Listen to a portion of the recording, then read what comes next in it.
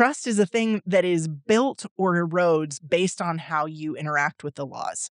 And if you don't know what the laws are, you're probably going to interact with them in a way that erodes trust, even if you're trying really hard to build it. The purpose of trust physics is to give people an answer to, how do I do accountability without destroying a relationship or destroying everything? How do I be honest with someone without harming them? How do I build trust with people? And accountability is part of how we build trust. How do I do that in a way that is benefiting the relationship and building something important and sturdy instead of damaging it? Because everything about our culture teaches us how to do trust wrong.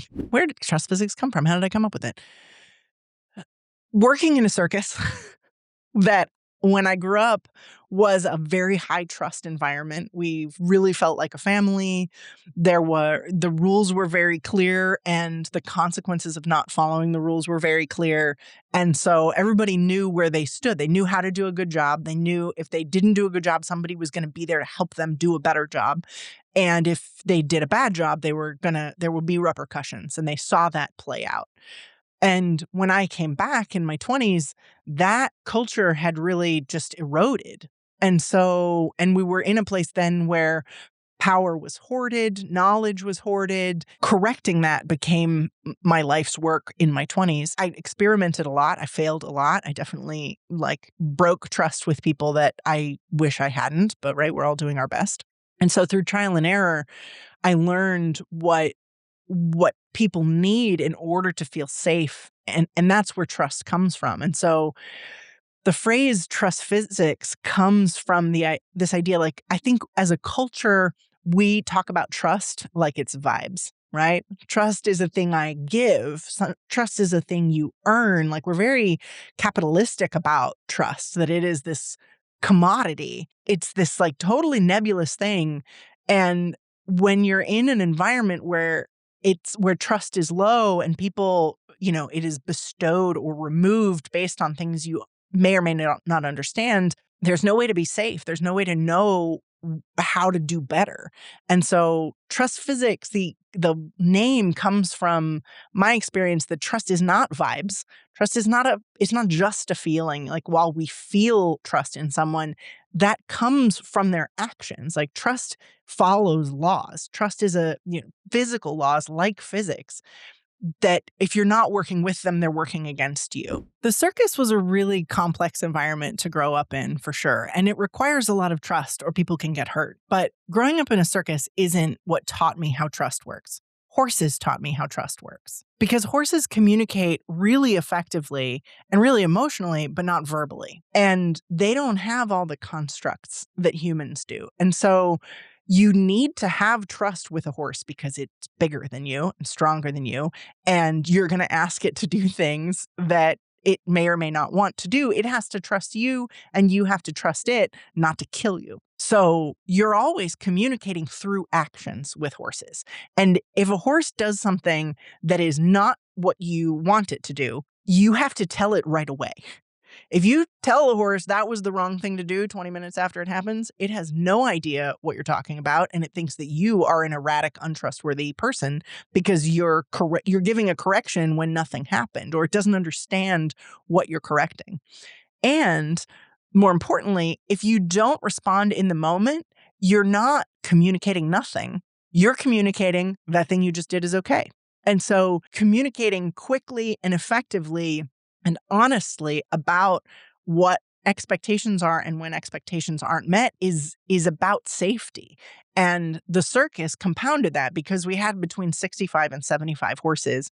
We had, 15 to 20 people riding them, doing everything you can do with a horse constantly in motion. And so we had to communicate with each other the same way we communicated with horses. And because we were all doing it with horses, we knew how to do it with each other.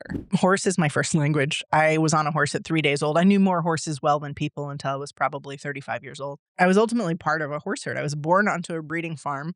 My grandmother had between 300 and 500 horses at a time, and I would visit her farm. We were showing and breeding horses, so I knew baby horses and stallions and mares. When I went to horse shows as a little kid, I didn't wear the like cute little jumper outfit with the helmet and the bow tie.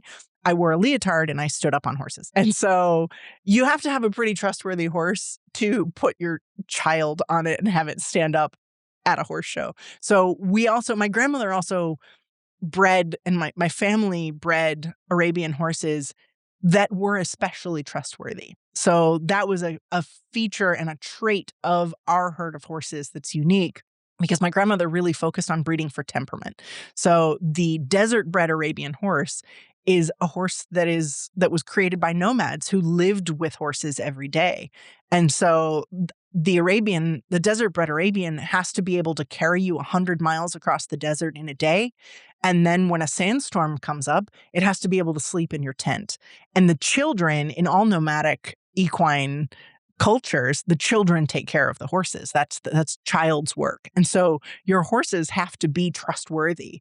And so you breed for trustworthiness in the horse, and you also train for it in your culture. And so I was born into that environment with these very specific horses that had these characteristics. And then when we started the circus when I was 8, and then I was 11 when I started riding, we had all kinds of horses. We had between 12 and 15 different breeds of horses. So I got to see the difference. And most horses aren't bred with trustworthiness as one of the top criteria for their pedigree. But that doesn't mean that most horses can't be trustworthy. Many, many, many are. And the relationship and the communication is the same regardless. Horses also don't know they're bigger than you. One of the big secrets, they have a rectangular pupil like all grazing animals. And the rectangular pupil is really good at measuring or at visualizing movement on the horizon, and it's really terrible at judging size. So an elephant has a round pupil like we do. It's a very good judge of size. Elephants are much more dangerous because they know they're bigger than you.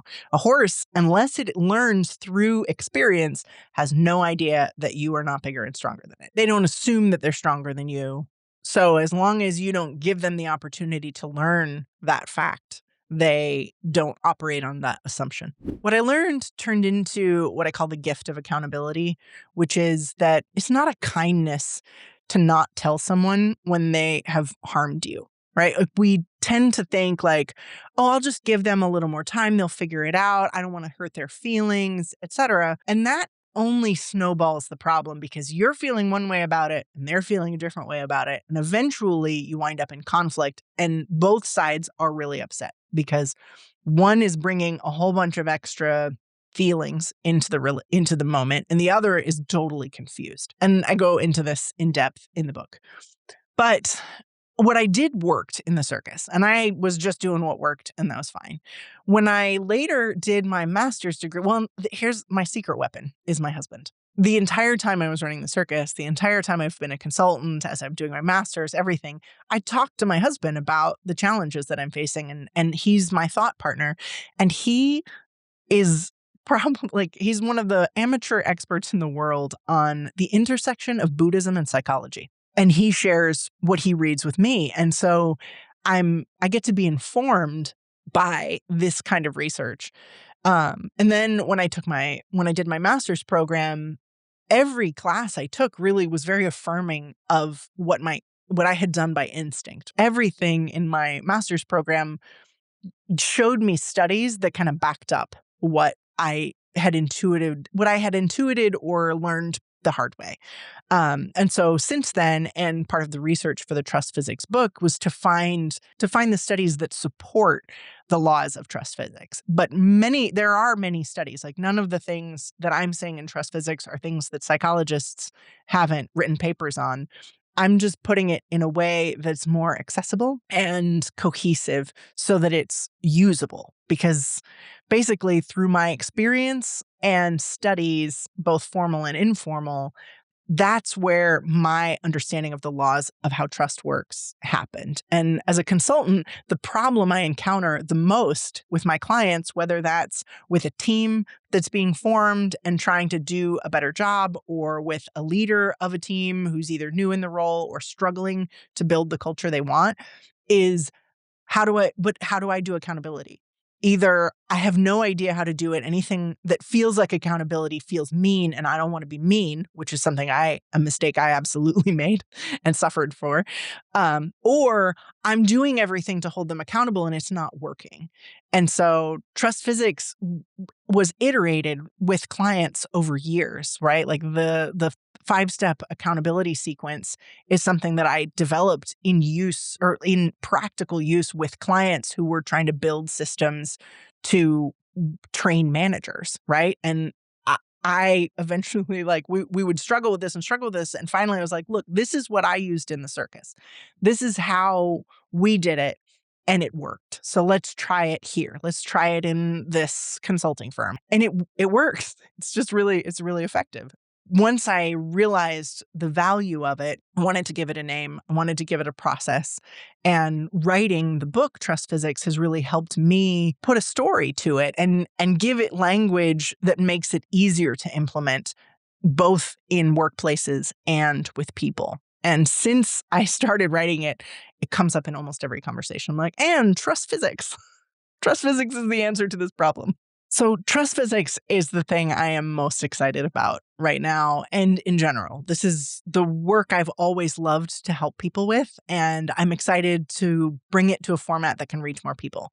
So the ebook for Trust Physics hits my website on May 15th. You can pre-order now. Go to conscience-drivenleadership.com and find Trust Physics. We're also going to be dedicating the entire second season of the podcast Inside Conscience Driven Leadership to Trust Physics. Trust Physics is for anybody who knows that they could have better relationships and doesn't know how. If relationships matter to you, there is something in trust physics that will help you live more fully into your relationships. Even if the whole book doesn't stick for you, there is something in there that is going to change the way you see how relationships and trust work. I kind of dare anybody to read Trust Physics and not have some piece of it stick in and show up in every relationship in your life. Like, if you're not talking about mustard after you read Trust Physics, I'll be stunned. How's that for a cryptic teaser?